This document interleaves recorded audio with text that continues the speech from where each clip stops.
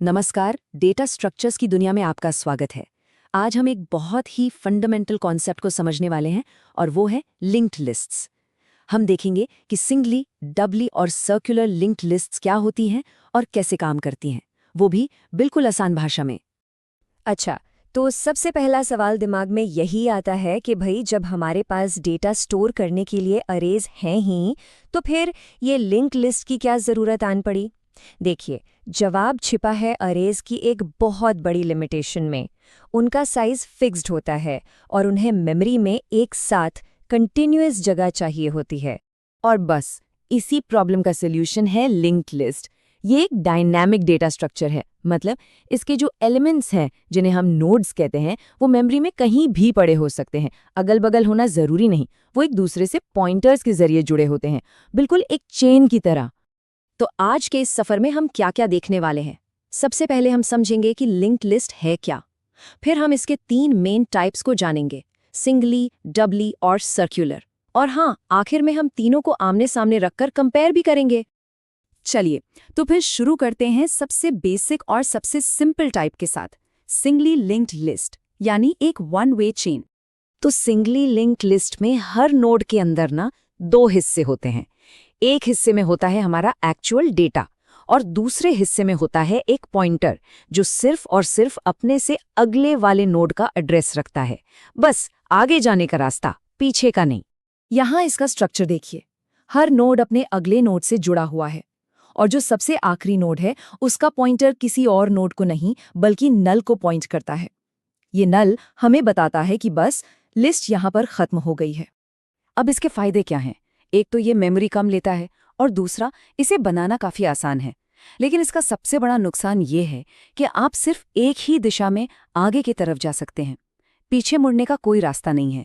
और इसी वजह से ना किसी नोड को डिलीट करना थोड़ा सा ट्रिकी हो सकता है।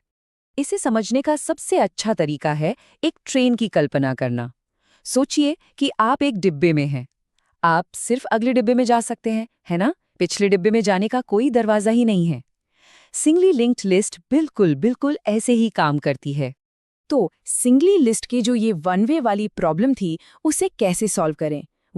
यहीं पर एंट्री होती है डबली लिंक्ड लिस्ट की, जो एक टू वे स्ट्रीट की तरह है। डबली लिंक्ड लिस्ट में हर नोड के पास डेटा के अलावा 2 पॉइंटर्स होते हैं। एक पॉइंटर जो अगले नोड का पता बताता है और एक दूसरा पॉइंटर जो पिछले नोड का भी पता बताता है। मतलब अब हम आगे और पीछे दोनों तरफ आराम से जा सकते हैं। इसका स्ट्रक्चर थोड़ा और कॉम्प्लेक्स है, लेकिन ज्यादा पावरफुल है। हर नोड अपने आगे और पीछे दोनों पड़ोसियों से जुड़ा है। यहाँ भी नल का इस्तेमाल होता है, पर 2 जगह।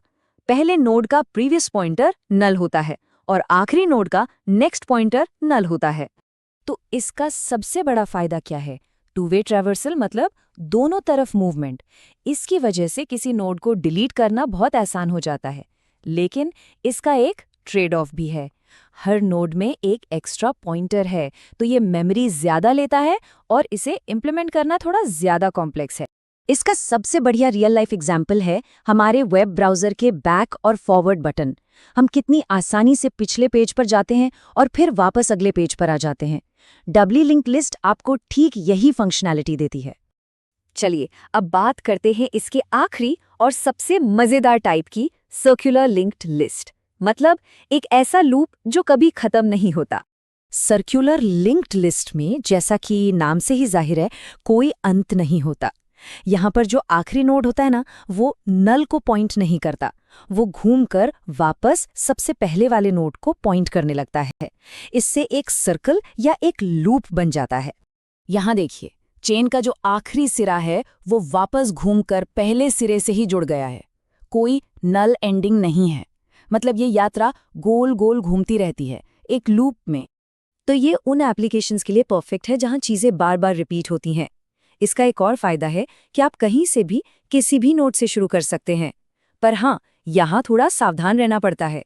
अगर इसे ठीक से हैंडल नहीं किया तो आपका प्रोग्राम इनफाइनाइट लूप में फंस सकता है। इसको आप एक मल्टीप्लेयर गेम की तरह सोच सकते हैं, जहां हर प्लेयर की बारी एक के बाद एक साइकिल में आती रहती है। या फिर एक म्यूजिक प्लेलिस्ट की तरह जिसे आपने लूप पर लगा दिया हो। आखिरी गाना बजते ही पहला गाना अपने आप शुरू हो जाता है। तो अब जब हम तीनों को अच्छे से समझ चुके हैं तो चलिए इन सब को एक साथ रखकर फटाफट कंपेयर कर लेते हैं। ये हिस्सा एग्जाम और इंटरव्यू के लिहाज से बहुत ज़रूरी है। चलिए इस टेबल पर एक नज़र डालते हैं। पॉइंटर्स की बात करें तो सिंगली में सिर्फ एक नेक्स्ट, डबली में प्रीव और नेक्स्ट दोनों, और सर्कुलर में तो आखिरी वाला पहले से जुड़ जाता है। ट्रैवर्सल में सिंगली एक तरफा है, डबली दो तरफा और सर्कुलर गोल गोल है। आखिरी नोड सिंगली और डबली में नल को पॉइंट करता है, पर सर्कुलर में पहले नोड को।